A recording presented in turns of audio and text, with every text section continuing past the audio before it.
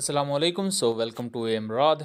आज हम बात करने जा रहे हैं पाकिस्तान एयरफोर्स की तरफ से एक नई रिलीज़ की गई वीडियो की, जिसमें पाकिस्तान एयरफोर्स के हेल यूसीएवी से लेकर मेल यूसीएवी तक, medium short to medium range air defence system से लेकर हाईमेड्स एयर डिफेंस सिस्टम्स तक, और उसके साथ साथ यहाँ पाकिस्तान एयरफोर्स ने एक हाइपरसोनिक एयर लॉन्च मिसाइल की बात की है। जी हाँ, बिल्कुल, पाकिस्तान एयरफोर्स ने हाइपरसोनिक मिसाइल की बात की है, क्योंकि इससे पहले यही समझा जाता कि पाकिस्तान एयरफोर्स के पास सबसोनिक स्टेल्थ क्रूज मिसाइल है, राद क्रूज मिसाइल, और उसके बाद सुपरसोनिक मिसाइल है CM-400 AKG, जो कि GF-17 थंडर्स लॉन्च कर सकते हैं।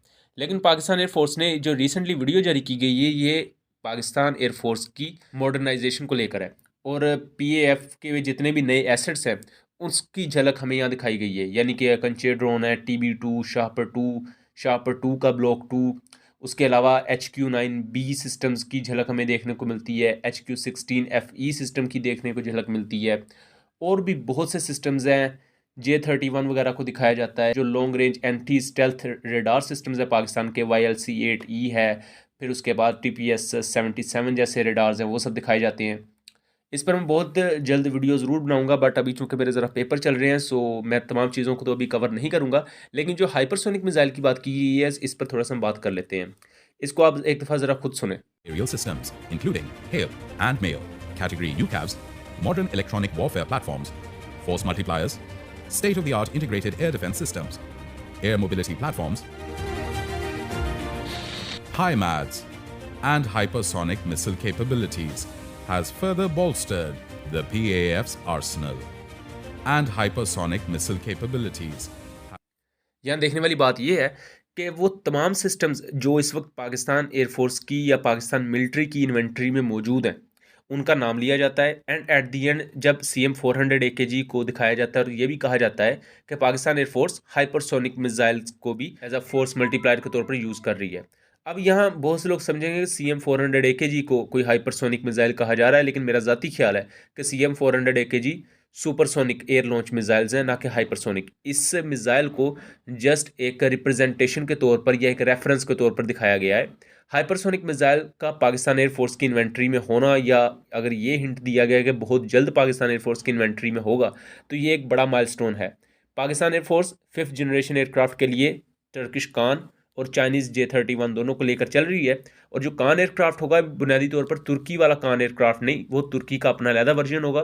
पाकिस्तान चूंकि उस प्रोजेक्ट का हिस्सा है, तो पाकिस्तान उसका अपना पाकिस्तानी वर्जन एक अलहदा बनाएगा, उसमें पाकिस्तानी एवियोनिक्स होगी, चाइनीज़ इंजन होंगे, एटसेट्रा बहुत सी दूसरी चीज़ें, उस पर हम फिर कभी बात करेंगे। यहाँ जो हाइपरसोनिक मिसाइल की बात की गई है, वो बहुत ज़्यादा अहम है।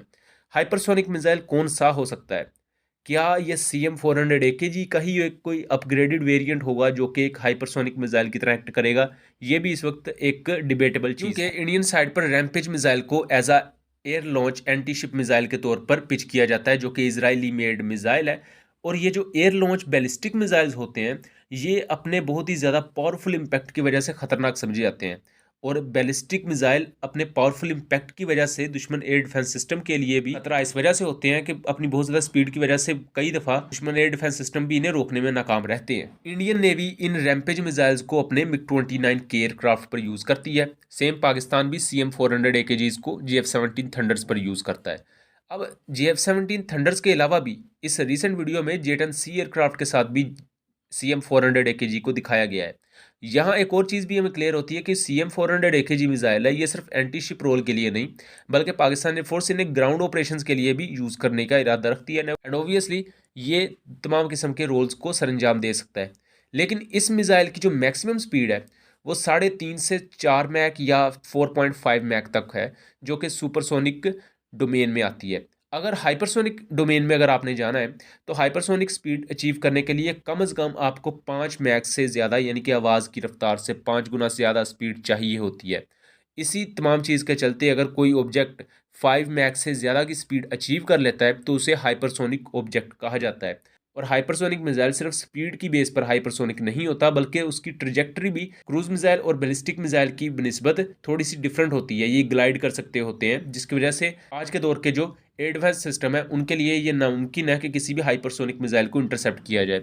इंडिया भी ब्राह्मोस मिसाइल के एक एयर लॉन्च हाइपरसोनिक वर्जन पर काम कर रहा है, जो कि अभी डेवलपमेंट फेजेस में है। लेकिन इसी दौरान पाकिस्तान एयरफोर्स ये क्लेम करती है कि उनके पास हाइपरसोनिक वेपन्स हैं, और यहाँ जब ये बात की जाती है तो GF-17 थंडर को दिखाया जाता है, जो कि इस चीज़ की इंडिकेशन है कि पाकिस्तान के जो GF-17 ब्लॉक 3s हैं एंड ओबियसली J-10C एयरक्राफ्ट हैं, ये इस हाइपरसोनिक वेपन को कैरी करने के काबिल होंगे।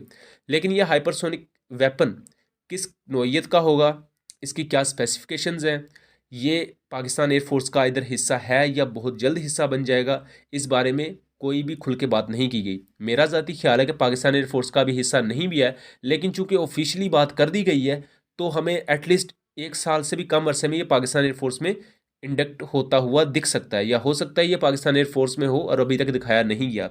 इसकी मैं सिंपल सी मिसाल दूं तो रिसेंटली जो एक म्यूनिशन दिखाया गया जो कि long range anti radiation munition है, इसके बारे में भी पाकिस्तान एयरफोर्स इससे पहले काम कर रही थी, लेकिन कुछ भी नहीं पता था, किसी को भी नहीं पता था कि कोई ऐसा वेपन है, और रिसेंटली पाकिस्तान एयरफोर्स ने इसे J-10C के साथ दिखाया। इसी तरह पाकिस्तान नेवी का P-2A2 हाइपरसोनिक मिसाइल प्रोजेक्ट है, उसके बारे में भी पाकिस्तान नेवी ने थोरोली सीक्रेसी रखी हुई है। अभी तक पब्लिक डोमेन में कुछ भी नहीं उस मिसाइल के बारे में पता, और उसका तभी पता चलेगा जब पाकिस्तान नेवी मुनासिब समझेगी। सेम इसी तरह ये पाकिस्तान एयरफोर्स की तरफ से एक सरप्राइज़ कह सकते हैं, एक छोटा सा ईस्टर एग कह सकते हैं। कहने को तो ये छोटा है, लेकिन इसकी अहमियत स्ट्रेटजिक पॉइंट ऑफ व्यू से बहुत ज़्यादा है। अगर पाकिस्तान एयरफोर्स के इस क्लेम को देखा जाए तो चाइना के बाद इस पूरे खित्ते में पाकिस्तान वो सेकंड कंट्री भी बनता है जिसके पास एक हाइपरसोनिक मिसाइल मौजूद है। सो आपका इसके बारे में क्या ख्याल है, अपनी राय से ज़रूर आगाह कीजिएगा। मिलेंगे अगली वीडियो में, तब तक के लिए अल्लाह हाफिज़।